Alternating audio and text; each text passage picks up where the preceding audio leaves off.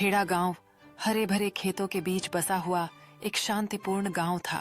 इस गांव में रहता था रामू, एक ऐसा लड़का जिसकी आंखों में विशाल उदास आकाश की झलक दिखाई देती थी। रामू एक ग्वाला था जिसका दिन बकरियों के झुंड की देखभाल करने में बीतता था।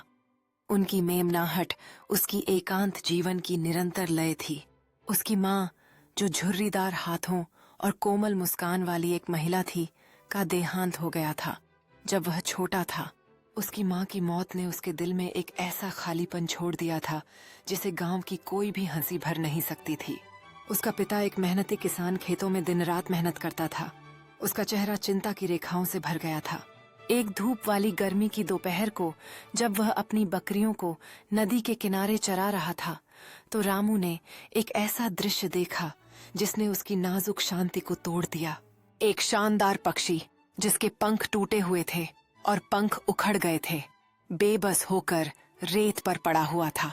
सहानुभूति के साथ रामू ने सावधानी से पक्षी को अपने फटे हुए कपड़े में समेट लिया।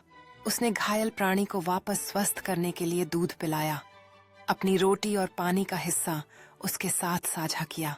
दिन सा उसने टहनियों और कपड़े का उपयोग करके उसके टूटे हुए पंख के लिए एक पट्टी बनाई। दिन सप्ताहों में बदल गए और धीरे धीरे पक्षी ठीक होने लगा।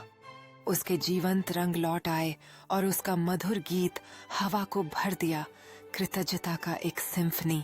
आखिरकार वह दिन आ गया जब पक्षी उड़ने के लिए काफी मजबूत हो गया। रामू अपना दिल भारी करके पास की पहाड़ी पर चढ़ गया। उसने धीरे से पक्षी को हवा में उछाला। यह एक बार दो बार उसके चारों ओर चक्कर लगा, फिर ऊपर की ओर उड़ गया, आकाश के विशाल विस्तार में गायब। रामू उसे आसमान में उड़ते हुए देखता है।